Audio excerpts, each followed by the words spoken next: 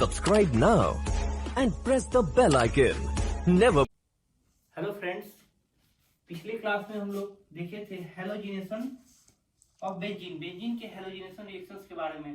आज के लेक्चर में हम फ्रीडल क्राफ्ट रिएक्शंस के बारे में देखेंगे। एक बार आप लोग थोड़ा इसे देख लीजिए, मैं अभी इसे रब करूंगा।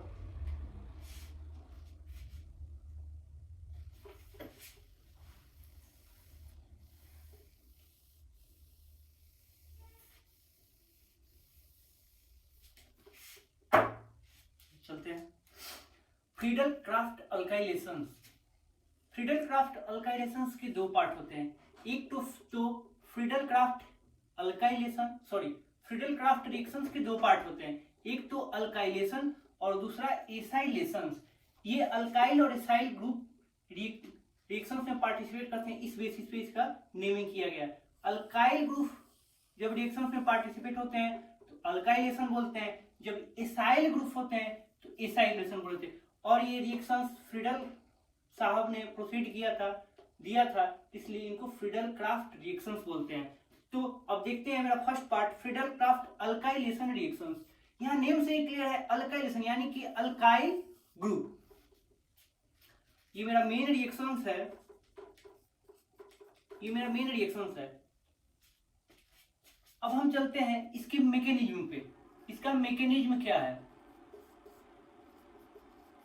स्टेप वन हम हर लेक्चर में आपको यही समझाते आ रहे हैं कि कैसे लिखना है, हमें ये रिएजेंट याद रहने चाहिए। तो अल्काइलेशन प्रोसेस में मेरा जो रिएजेंट होता है वो अल्काइल हैलाइड, ये अल्काइल ग्रुप मेरा होता है। ये मेरा अल्काइल ग्रुप है, इसे अल्काइल ग्रुप बोलते हैं। अल्काइल हैलाइड और एनहाइड्रस AlCl3 रिएजेंट में हम लोग लेते हैं। तो स्टेप वन में ये इलेक्ट्रोफिलिक सब्स्टिट्यूशन रिएक्शंस का पार्ट है। रिएक्शंस की इनिशिएशन ही होती है इलेक्ट्रोफाइल के अटैक से। तो सबसे पहला स्टेप मेरा क्या हो गया? फॉर्मेशन होगा, फॉर्मेशन ऑफ इलेक्ट्रोफाइल का फॉर्मेशन होगा। अब इसका मैकेनिज्म देखते हैं। क्योंकि इलेक्ट्रोफाइल का फॉर्मेशन होगा तो हम रिएजेंट, मैकेनिज्म लिखने का तरीका हम हर लेक्चर में बताते आ रहे हैं। अच्छे से समझने के लिए आप मेरा नाइट्रेशन वाला पार्ट जरूर देखें, उससे बहुत सारे बात क्लियर हो जाएगा आपको। क्योंकि हर लेक्चर में मैं उतना डिस्क्राइब नहीं करने जा रहा हूं। तो अब देखिए, फॉर्मेशन ऑफ इलेक्ट्रोफाइल के कैसे फॉर्मेशन होगा? ये मेरा अल्काइल हैलाइड ग्रुप है प्लस AlCl3 एनहाइड्रस है। अब यह AlCl3 क्लोरीन को अट्रैक्ट करेगा और फाइनली मेरा R प्लस AlCl4 माइनस। क्यों अट्रैक्ट करेगा, कैसे, आप लोग नाइट्रेशन पार्ट देखें, वहां से आपको क्लियर हो जाए। तो यहाँ पे मेरा इलेक्ट्रोफाइल का फॉर्मेशन हुआ। स्टेप 2, सेकेंड स्टेप में मेरा होगा अटैकिंग ऑफ इलेक्ट्रोफाइल। ये स्टेप हमें याद रखने की जरूरत नहीं है। आप लोग पिछला लेक्चर अटेंड किए होंगे तो ये बात को अच्छी तरह से समझ रहे होंगे। इसलिए तो ये सबसे पहले जब अटैक होगा इलेक्ट्रोफाइल, तो इलेक्ट्रोफाइल अटैक होगा, उससे पहले इलेक्ट्रोफाइल बनना जरूरी है। तो स्टेप 1 में मेरा फॉर्मेशन होगा। स्टेप 2 में मेरा इलेक्ट्रोफाइल का अटैक होगा। किस पे अटैक होगा? बेंजीन रिंग पे अटैक होगा प्लस इलेक्ट्रोफाइल। यहाँ पे इलेक्ट्रोफाइल क्या है मेरा? अल्काइल है, तो इलेक्ट्रोफाइल, अब इलेक्ट्रोफाइल का अटैक होगा तो मेरा जो और अल्काइल ग्रुप का अटैक हो गया। अब जो मेरा थर्ड स्टेप होगा वह स्टेप होगा स्टेप थर्ड। फर्स्ट स्टेप में इलेक्ट्रोफाइल का फॉर्मेशन हुआ था, सेकेंड स्टेप में उसका अटैक हुआ था, थर्ड स्टेप में मेरा loss of H plus, proton का लॉस होगा और फाइनली मेरा प्रोडक्ट का फॉर्मेशन होगा।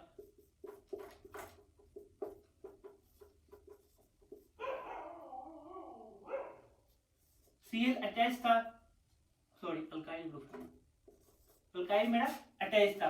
अब फिर यह रीअरेंज होगा। रीअरेंज कहने का अर्थ है कि यह कार्बन और हाइड्रोजन एटम्स के बीच में जो ये बॉन्ड है, ये बॉन्ड अट्रैक्ट होगा टुवार्ड sp2 कार्बन, और फिर मेरा प्रोडक्ट बनेगा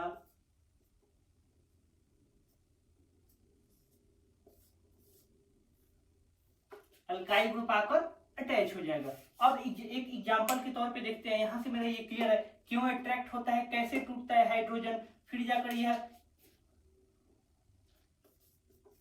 AlCl3 प्लस HCl बन जाएगा।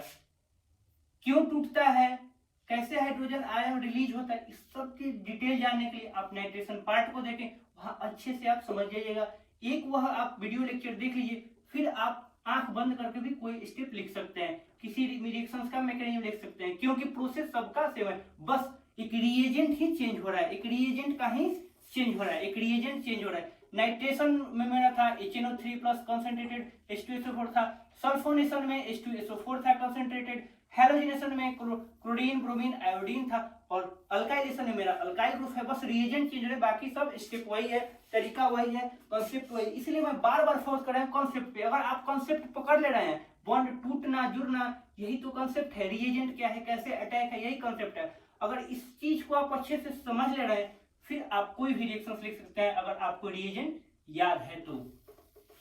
ये मेरा था यहाँ पे फ्रीडरक्राफ्ट अल्काइलेशन। अब ये आर ग्रुप एक एग्जांपल से देख लेते हैं। ये मेरा बेंजीन है, बेंजीन में ये alkyl halide, alkyl group CH से जुड़ा हुआ मिथाइल हैलाइड हो गया, ये एन हाइड्रस AlCl3, और लास्ट में मेरा प्रोडक्ट बन जाएगा, यहाँ पे CH से जुड़ेगा टोलिन।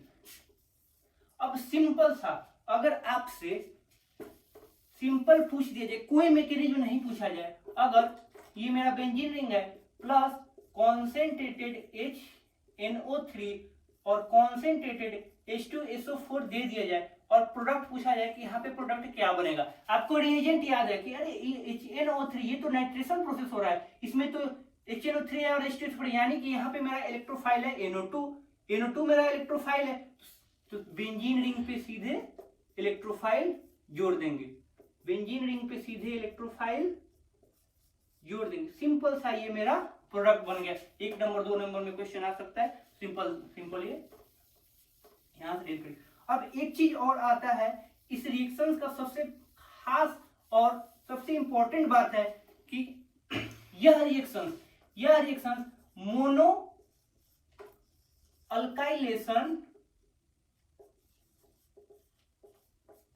प्रोडक्ट नहीं देता है, यह मोनो अल्काइलेशन प्रोडक्ट नहीं देता है, पॉली अल्काइलेशन देता है। क्यों देता है, जब नेक्स्ट पार्ट में हम आपको सब्स्टिट्यूएंट्स इफेक्ट्स बताएंगे, वहां पे इस बात को मैं वहां पे डील करूंगा। तो मोनो अल्काइलेशन नहीं देता, इसलिए हम बोल सकते हैं not good for mono alkylation. और सेकंड, इस रिएक्शंस को स्टॉप करना डिफरेंट होता है। तीसरी बात इसमें आती है कि जो अल्काइल ग्रुप्स होते हैं वह रीअरेंजमेंट करता है। जैसे कि प्रोपाइल ले रहे हैं, कार्बन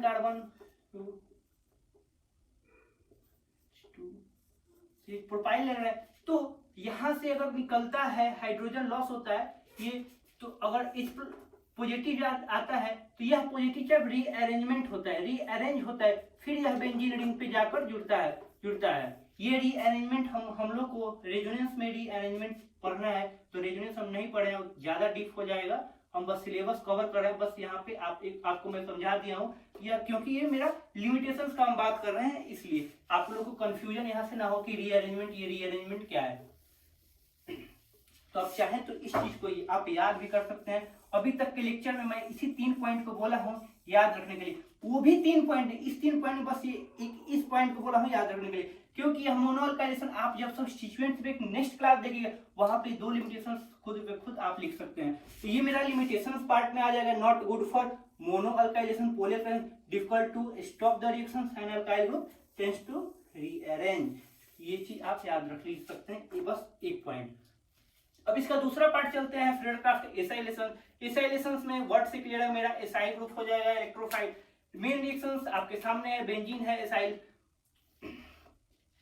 हैलाइड है, एनहाइड्रस AlCl3 प्रोडक्ट है आपका acyl benzene. Mechanism same step cover करेंगे। स्टेप 1 में आप बताइए क्या होगा। स्टेप 1 में फॉर्मेशन हो जाएगा, किसका फॉर्मेशन होगा, इलेक्ट्रोफाइल का फॉर्मेशन होगा। आप यहाँ पे लिख सकते हैं, ये एसाइल मेरा ग्रुप है, Cl3 है, AlCl3 है, टूटेगा R carbon double bond O, carbon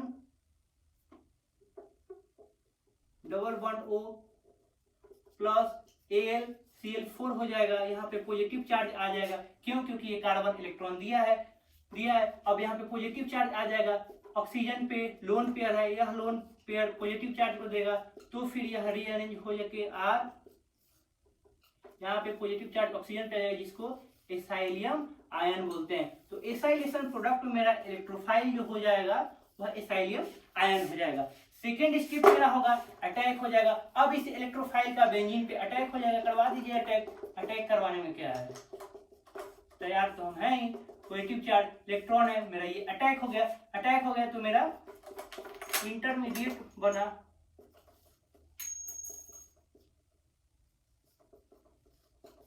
ये मेरा इंटरमीडिएट बन गया, इसको सिग्मा कॉम्प्लेक्स, वैलेंट कॉम्प्लेक्स भी बोलते हैं। थर्ड स्टेप में मेरा होगा, थर्ड स्टेप में आप बताइए क्या होगा। फॉर्मेशन हो चुका है, अटैक हो चुका है, अब लॉस कर देना है प्रोटॉन को, H प्लस लॉस हो जाएगा।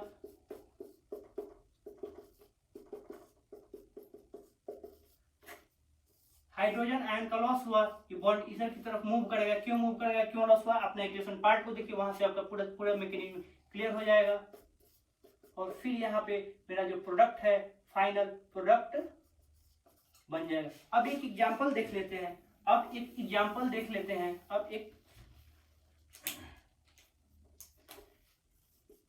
ये मेरा बेंजीन रिंग है, आप बताइएगा, प्लस एसाइल हैलाइड, ये तो मेरा एसाइल ग्रुप है, ये ग्रुप मेरा एसाइल ग्रुप है। यहाँ पे हैलाइड लग गया तो इसको हम एसाइल हैलाइड बोलेंगे। अब यह रिएक्शंस देगा, क्या होगा, सिंपल सा टूटेगा, एसाइल ग्रुप आकर जुड़ जाएगा, प्लस HCl, यहाँ पे Cl रिमूव हो जाएगा। तो ये मेरा हो गया बेंजीन, ये मेरा हो गया बेंजीन, ये हो गया एसिटाइल क्लोराइड हो गया, और ये मेरा हो गया एसीटोफिनॉल। ये एक एग्जांपल था। यहाँ पे आप देख सकते हैं, जो भी स्टेप मैं बताया हूं मैं इसको रब नहीं किया था, आप देख सकते हैं यहाँ पे खुद से कैसे अटैक कर रहा है। फॉर्मेशन ऑफ इलेक्ट्रोफाइल है मेरा, सेम जो मैं बताया वही चीज है। अटैकिंग ऑफ इलेक्ट्रोफाइल है, रिमूवल ऑफ इलेक्ट्रोफाइल है। तो इसमें मेरे ख्याल से अब कोई डाउट नहीं रहना चाहिए। लिमिटेशंस हो गया, फ्रीडलक्राफ्ट अल्काइलेशंस हो गया। अब इसके जो मोनो सब्स्टिट्यूशन था इफेक्ट, उसको हम देखेंगे मोनो सब्स्टिट्यूशन पे क्या इफेक्ट पड़ता है। नेक्स्ट क्लास में उसको देखते हैं। आज क्लास यहीं एंड करते हैं। Thank you.